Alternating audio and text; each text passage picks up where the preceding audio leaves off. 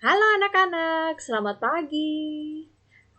Selamat Natal dan Tahun Baru ya untuk anak-anak kelas 2. Nah anak-anak, hari ini kita akan kembali belajar melanjutkan pembelajaran tema 5, subtema 1, pembelajaran 2 dan 3. Nah untuk itu sebelum kita belajar, kita berdoa terlebih dahulu supaya pembelajaran kita hari ini dapat berjalan dengan lancar dan semoga anak-anak bisa diberkati oleh Tuhan. Dalam nama Bapa dan Putra dan Roh Kudus. Amin. Selamat pagi Tuhan Yesus. Terima kasih atas berkat-Mu. Pada pagi hari ini kami masih bisa bertemu melalui pembelajaran jarak jauh bersama Ibu Guru kami. Ya Tuhan, hari ini kami akan melanjutkan pembelajaran kami.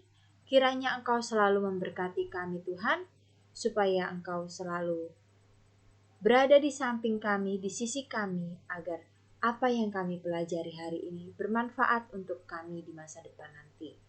Terima kasih Tuhan, dalam nama-Mu kami berdoa. Amin. Bapa kami yang ada di surga, dimuliakanlah nama-Mu, datanglah kerajaan-Mu, jadilah kehendak-Mu di atas bumi seperti di dalam surga. Berilah kami rezeki pada hari ini, dan ampunilah kesalahan kami, seperti kami pun mengampuni yang bersalah kepada kami. Dan janganlah masukkan kami ke dalam percobaan, tetapi bebaskanlah kami dari yang jahat. Amin. Santa Carolus Borromeus, doakanlah kami. Bunda Elizabeth, doakanlah kami. Bunda Maria Bintang Samudra, doakanlah kami. Amin. Dalam nama Bapa dan Putra dan Roh Kudus. Amin. Tujuan pembelajaran kita di pembelajaran 2 dan 3. Yang pertama, nanti diharapkan kalian mampu mengetahui perilaku yang sesuai dengan sila pertama Pancasila. Kedua, setelah itu kita akan mencoba untuk menemukan contoh ungkapan permintaan maaf pada sebuah teks percakapan.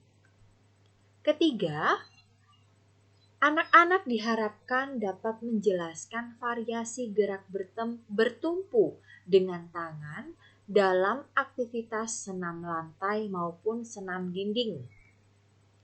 Keempat, kalian juga diharapkan dapat mengenal satuan baku untuk mengukur panjang menggunakan meteran. Nah, ini anak-anak tujuan pembelajaran kita hari ini ada 4. Jadi Ibu harap anak-anak dapat mengikuti pembelajaran hari ini dengan baik ya. Baik anak-anak, kita akan mulai pembelajaran hari ini. Nah, anak-anak masih ingat? Ini adalah materi di semester 1 tentang Garuda Pancasila. Nah, pada lambang Garuda Pancasila ini terdapat 5 lambang Pancasila. Untuk bintang itu bunyi Pancasila pertama yaitu ketuhanan yang Maha Esa. Untuk rantai adalah bunyi Pancasila kedua, kemanusiaan yang adil dan beradab. Untuk pohon beringin, bunyi Pancasila yang ketiga, yaitu Persatuan Indonesia. Lalu gambar kepala banteng itu adalah bunyi Pancasila keempat, yaitu kerakyatan yang dipimpin oleh hikmat, kebijaksanaan dalam permusyawaratan perwakilan. Kelima, padi dan kapas ya. Bunyinya adalah keadilan sosial bagi seluruh rakyat Indonesia. Nah, anak-anak, kita akan mempelajari contoh-contoh perilaku pada Pancasila di sila pertama. Bunyinya apa anak-anak? Iya, bunyinya adalah ketuhanan yang Maha Esa yang dilambangkan oleh gambar bintang. Kalau anak-anak perlu ketahui, Garuda Pancasila ini adalah lambang negara Indonesia, lambang negara kita. Nah, burung Garuda itu adalah burung yang gagah dan besar, ya.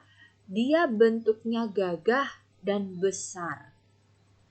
Garuda Pancasila dilambangkan sebagai burung yang sedang membentangkan sayapnya.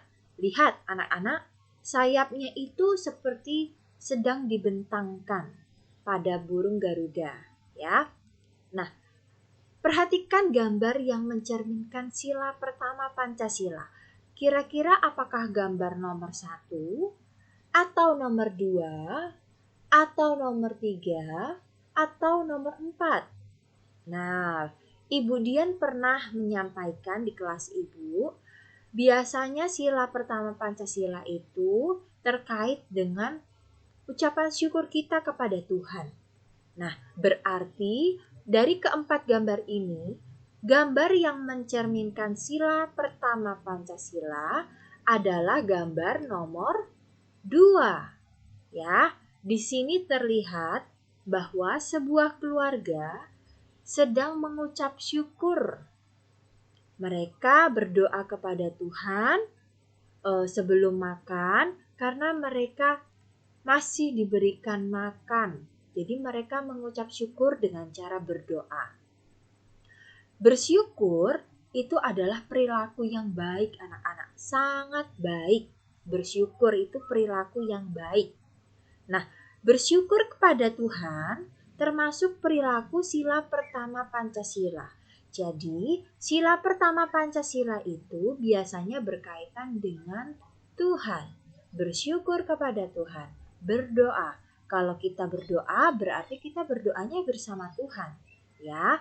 Nah, selain itu, contoh perilaku sila pertama Pancasila apa saja? Yang pertama, berdoa sebelum dan sesudah melakukan kegiatan.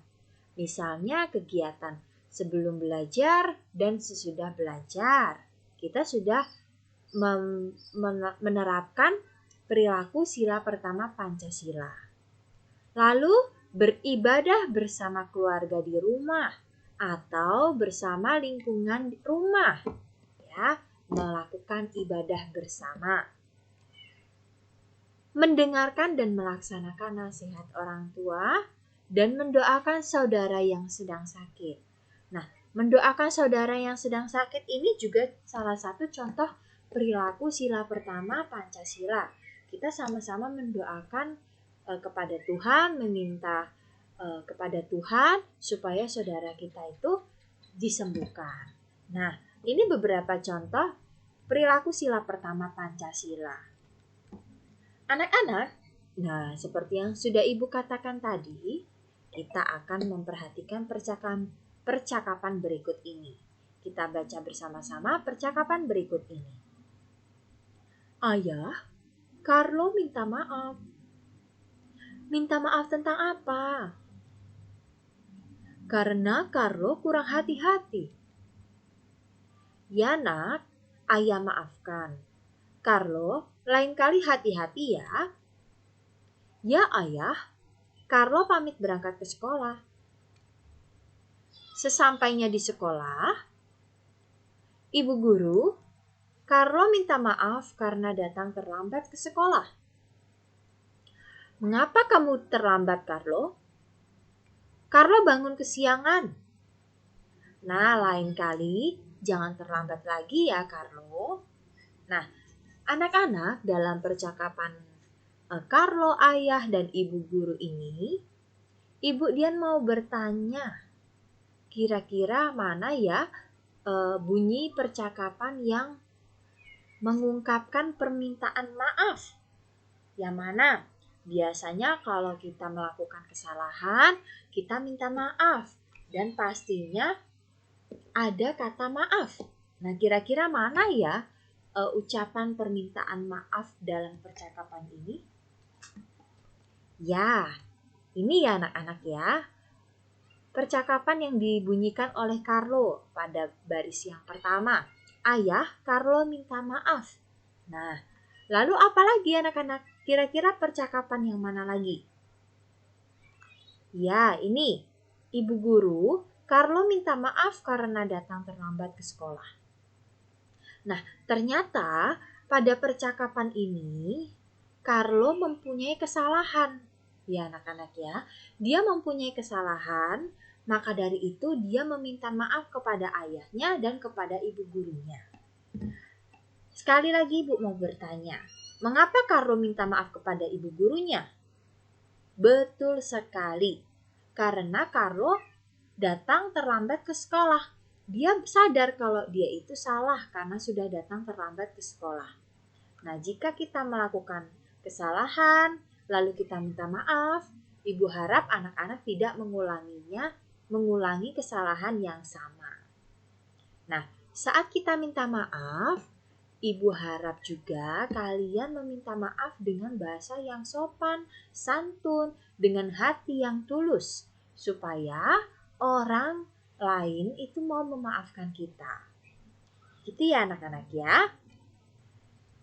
Nah, Ibu Dian mau tanya lagi. Pernahkah kalian melakukan kesalahan?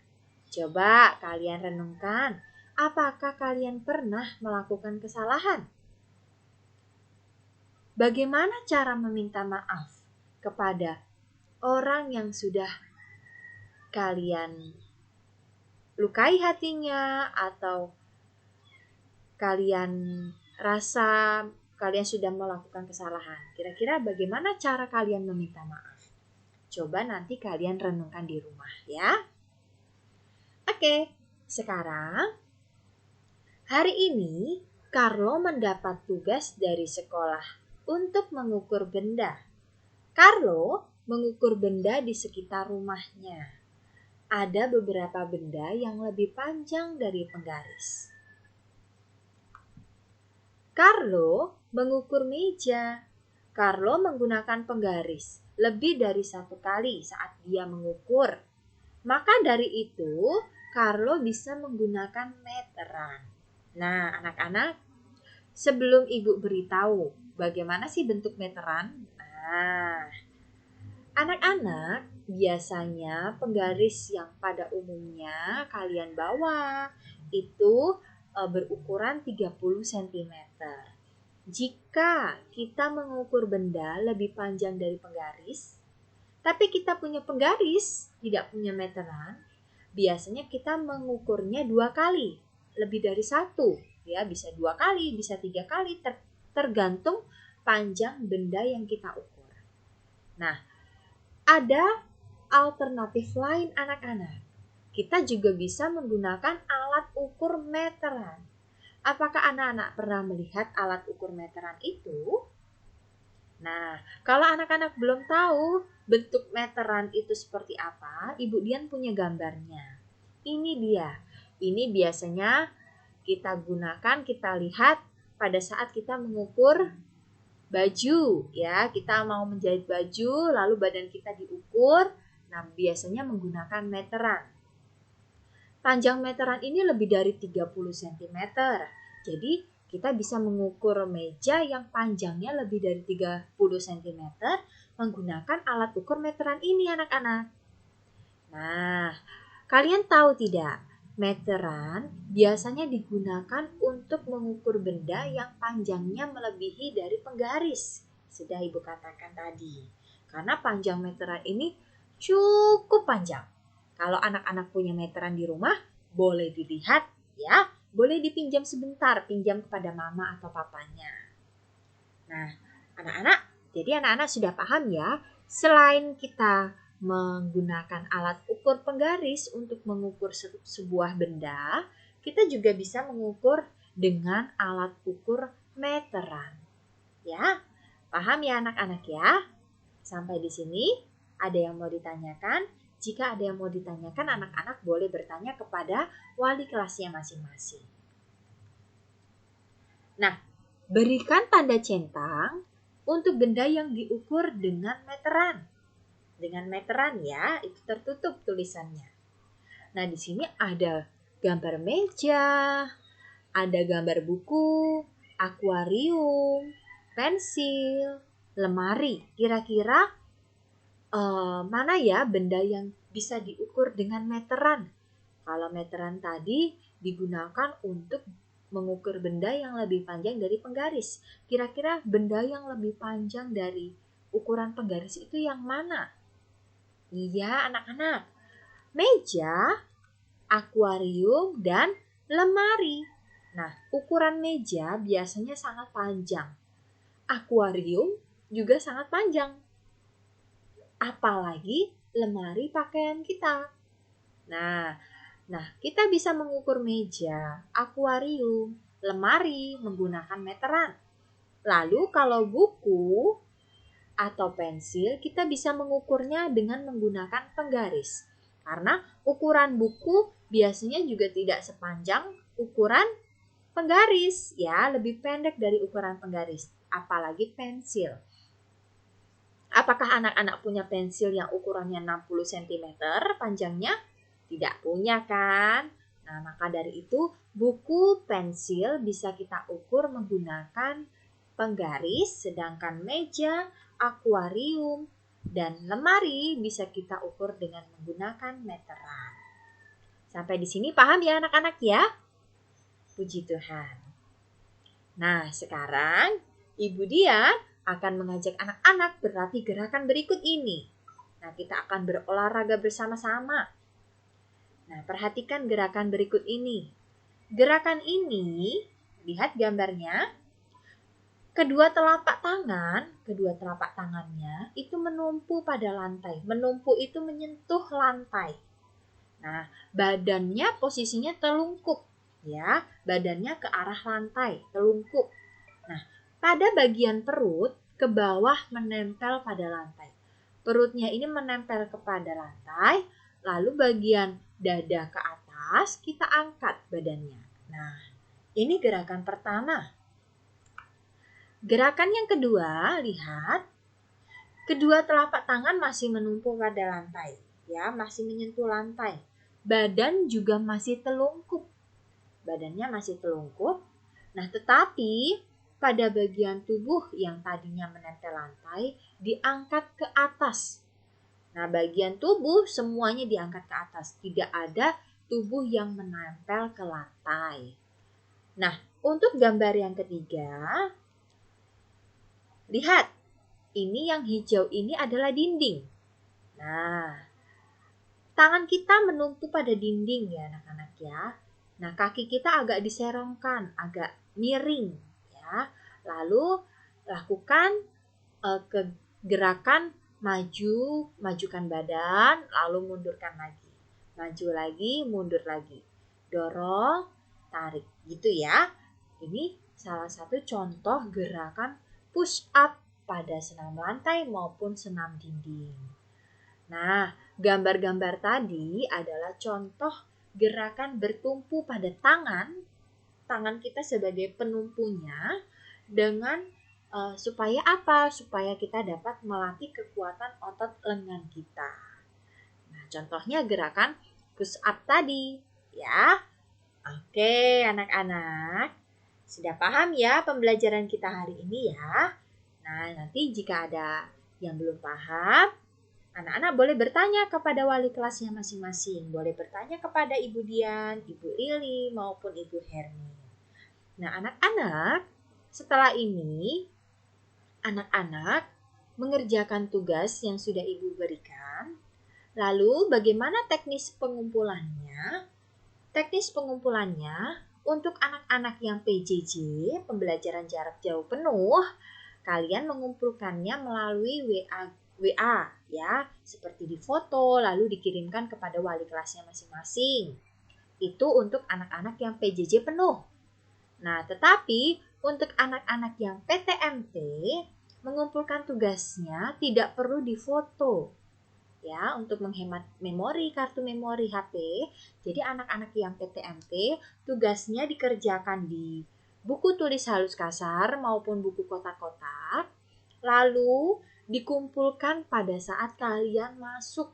Nah, pada saat kalian masuk, kalian sudah dianggap beres tugasnya. Nah, kalian nanti akan mendapatkan nilai langsung dari wali kelasnya masing-masing. Jadi tidak perlu anak-anak PTMT memfoto tugas tertulis dan dikirimkan kepada wali kelasnya. Kalau tugas keterampilan seperti membuat video atau yang lainnya menyanyi, nah kalian bisa mengumpulkannya kepada wali kelas melalui WA. terutama yang PTMT maupun yang PJJ. Begitu ya anak-anak ya. Nanti kalau ada yang mau ditanyakan, anak-anak boleh bertanya kepada wali kelasnya masing-masing. Baik anak-anak, pembelajaran hari ini sudah selesai. Semoga Ibu harapkan anak-anak di rumah maupun yang tatap muka, terutama yang di rumah pembelajaran jarak jauh penuh, Ibu harap kalian dapat memahami materi-materi yang sudah Ibu guru berikan. Ya, jadi kalau kalian memang belum paham, Mama Papa boleh memperbolehkan kalian tatap muka, silakan kalian tatap muka saja. Baik anak-anak, pembelajaran kita sudah selesai. Nah, Ibu akhiri pembelajaran hari ini dengan berdoa penutup. Sikap doa yang baik. Dalam nama Bapa dan Putra dan Roh Kudus. Amin. Terima kasih ya Tuhan atas berkat-Mu karena kami sudah mengikuti pembelajaran jarak jauh bersama Ibu Guru kami melalui video pembelajaran ini. Semoga Tuhan apa yang sudah disampaikan pada hari ini bermanfaat bagi kami dan kami bisa memahami materi yang sudah diberikan. Ya Tuhan, sekarang kami akan melanjutkan tugas kami, mengerjakan tugas kami. Berkatilah dan lindungilah kami, supaya kami dapat mengerjakan tugas kami dengan baik, sehingga kami mendapatkan hasil yang memuaskan. Terima kasih Tuhan. Amin. Salam Maria, penuh rahmat Tuhan sertamu. Terpujilah engkau di antara wanita, dan terpujilah buah tubuhmu Yesus. Santa Maria Bunda Allah, doakanlah kami yang berdosa ini, sekarang dan waktu kami mati. Amin. Santo Carolus Borromeus, doakanlah kami. Bunda Elizabeth, doakanlah kami. Bunda Maria Bintang Samudra, doakanlah kami. Amin. Dalam nama Bapa dan Putra dan Roh Kudus. Amin. Baik anak-anak, pembelajaran hari ini Ibu cukupkan. Selamat mengerjakan tugas. Tuhan memberkati.